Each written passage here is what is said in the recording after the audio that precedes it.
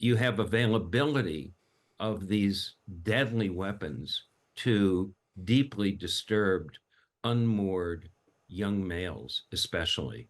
And um, I don't think you need to look for political motives here.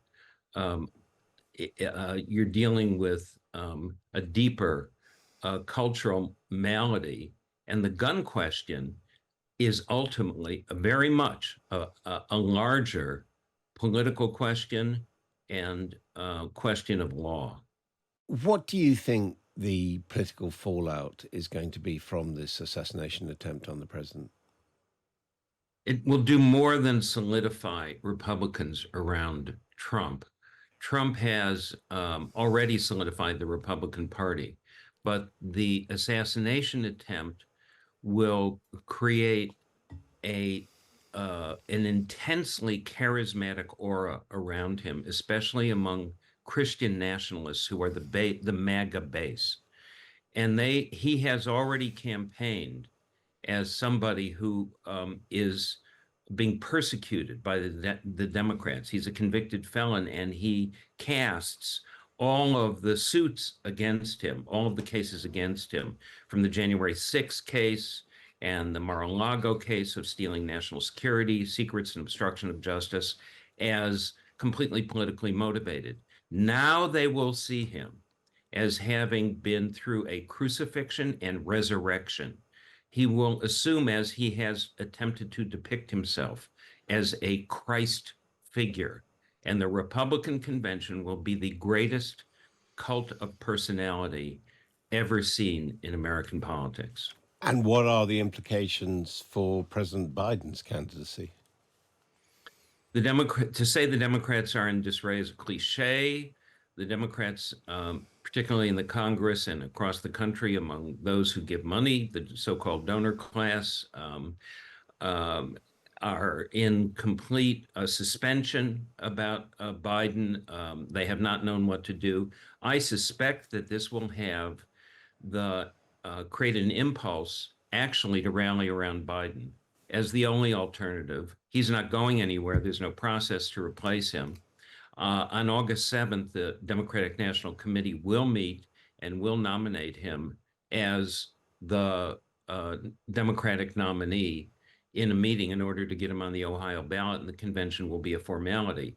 So this week, everything's in suspension, a Republican convention. One more week, the Congress comes back, and then Biden becomes the nominee. So the Democrats really have no choice but to attempt to get their act together here in the face of these horrific and unexpected political events. But doesn't that look like a ticket to failure? Donald Trump showing his strength, as you say. Meanwhile, the Democrats sticking with an 81-year-old who called President Zelensky President Putin, who said his vice president was Donald Trump. Is he? Does he still look like a credible candidate, someone who could be president to the American people? Well, there are a lot of questions, particularly among Democrats, more than anybody, about that. And yet the polls show, all of them, since the debate, that he is either slightly ahead or slightly behind margin of error. He's fallen behind in some of the swing states. He's ahead in others. Before this event, if the Democrats were to rally around him and get in line and be disciplined, he would be a credible candidate. And that's the alternative that the Democrats have. And they don't have another option. And that has to occur to them. They have to go through that mental process, which they haven't done so. Sidney, you're also an award-winning biographer of President Lincoln, who, of course, was assassinated. 3 other presidents have been assassinated. We've now had an attempt on a former president and a presidential candidate. Why does this keep recurring in American culture? Uh, right now, this one, looking at the very particulars, knowing very little about this assassin, um, he was wearing a T-shirt that read Demolition Ranch. that is a, um, a, a gun fetish site on YouTube. He was wearing the T-shirt that said "What the hell." He fits the classic profile now of what is a mass school shooter. He's in his early to mid 20s. He has no relationship with a woman. He's a kind of dropout, and he is focused on violence on the internet and with guns. And particularly now, America's awash in guns. Um, and we have had a plague of school shooters and mass shootings ever since the automatic weapons ban that was enacted under President Clinton has been repealed under the Republicans and successive Supreme Court decisions, Heller and Bruen, that have essentially outlawed gun control throughout the country. So you have availability of these deadly weapons to deeply disturbed, unmoored young males, especially. And I don't think you need to look for political motives here. Um, you're dealing with a deeper cultural malady, and the gun question is ultimately very much a larger political question and question of law. I apologize for raising this, but it has to be said, as we know with the assassination of JFK, once again, after this event in Philadelphia, there is a lot of conspiracy theory circulating. And of course, it's easy for it to circulate now with social media.